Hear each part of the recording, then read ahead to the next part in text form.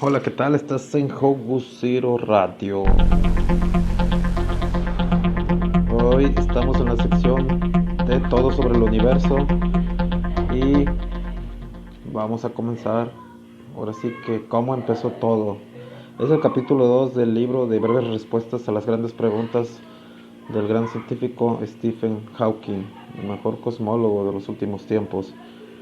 Y bueno, vamos a leerles un poco y después trataremos de comprender a qué se refería, o creo que es muy claro y preciso, ya que sus respuestas él las elaboró para que la entendieran todas las personas.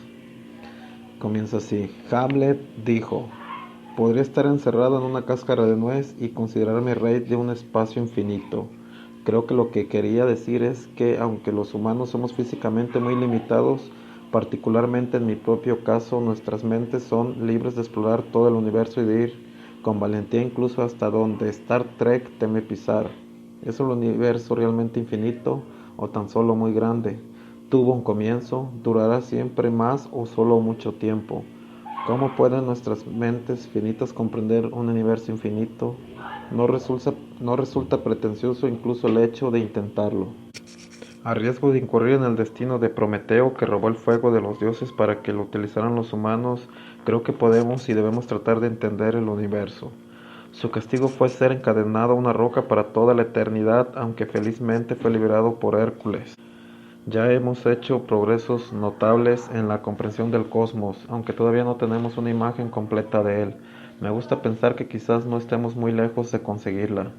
Según el pueblo de los Boshongo de África Central, al principio solo había la oscuridad, el agua y el gran dios Bumba. Un día Bumba, con dolor de estómago, vomitó el sol secó parte del agua dejando al descubierto la tierra. Todavía dolorido, Bumba vomitó la luna, las estrellas y luego algunos animales: el leopardo, el cocodrilo, la tortuga y finalmente al hombre. Esos mitos de creación, como muchos otros, intentan responder las preguntas que todos nos formulamos: ¿por qué estamos aquí? ¿De dónde venimos? La respuesta más habitual es que los humanos son de origen relativamente reciente, porque es obvio que la especie humana va mejorando en conocimiento y tecnología.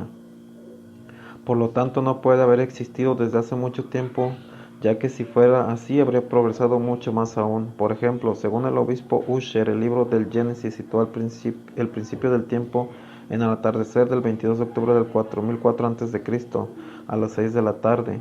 En cambio, el entorno físico, como las montañas y los ríos, cambia muy poco en toda la vida de un humano. Por lo tanto, se pensaba que era un fondo constante y que habían existido desde siempre como un paisaje vacío, o bien fue creado al mismo tiempo que los humanos. Sin embargo, no todos se sentían satisfechos con la idea de que el universo hubiera tenido un comienzo. Por ejemplo, Aristóteles, el más famoso de los filósofos griegos, creía que el universo tenía que haber existido siempre. Algo eterno es más perfecto que algo creado. Sugirió que la razón por la que vemos progresos que se habían ido repitiendo: inundaciones, desastres naturales que hacían retroceder la civilización a sus orígenes.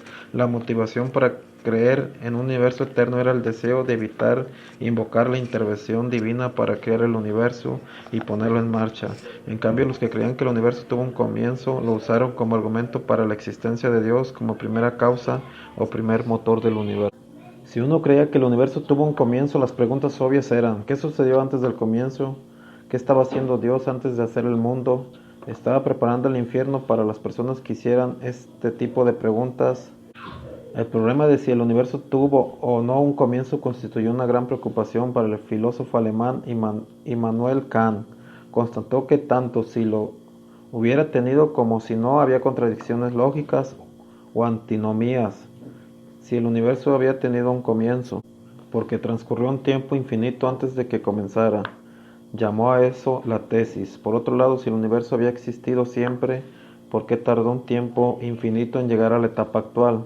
Llamó a eso la antítesis. Tanto la tesis como la antítesis dependían del hecho de que Kant suponía, como casi todos los demás, que el tiempo era absoluto, es decir, que el tiempo va de un pasado infinito a un futuro infinito, independientemente de cualquier universo que haya podido existir o dejado de existir.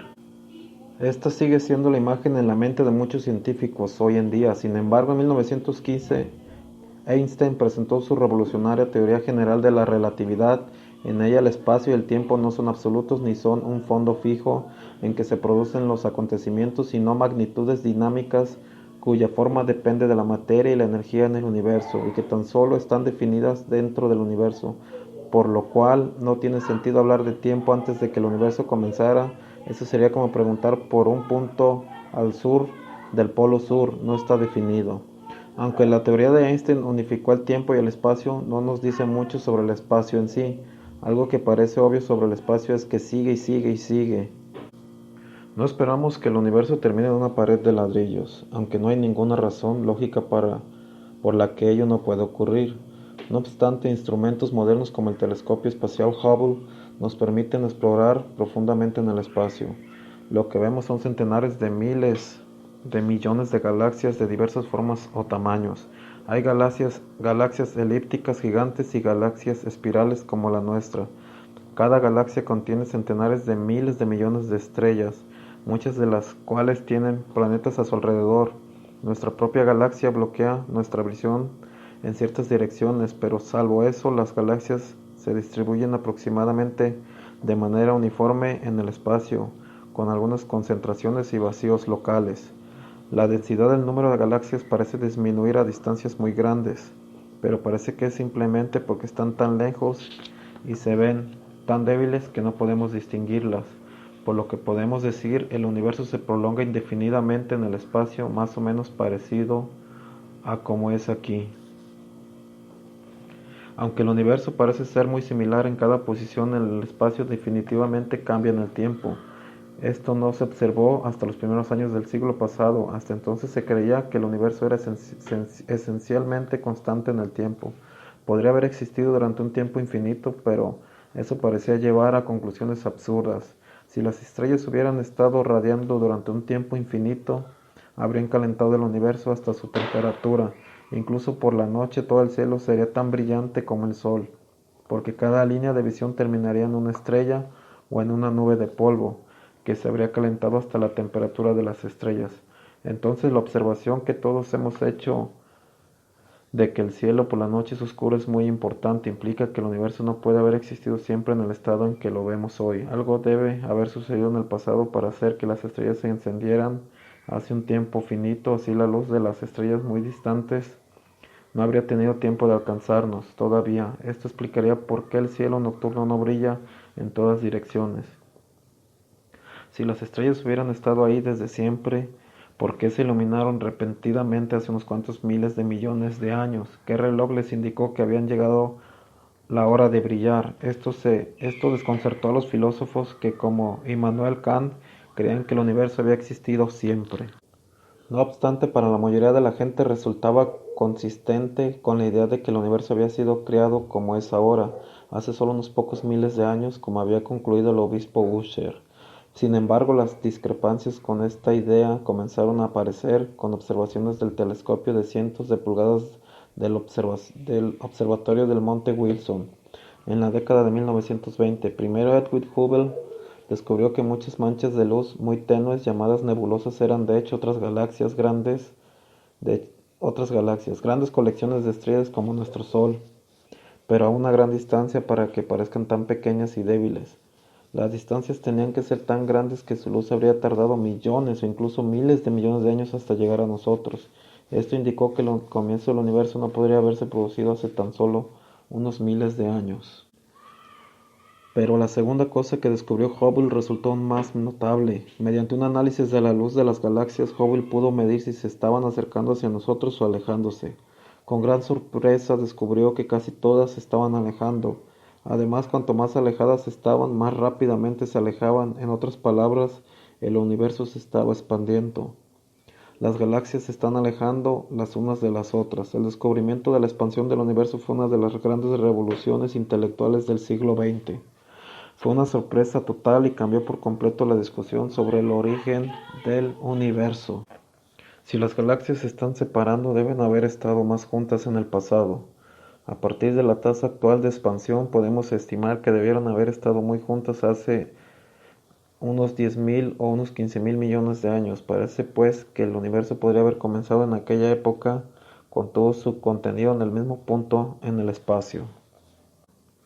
No obstante, muchos científicos discrepan de la idea de que el universo hubiera tenido un comienzo, porque parecía implicar que la física dejaba de ser válida.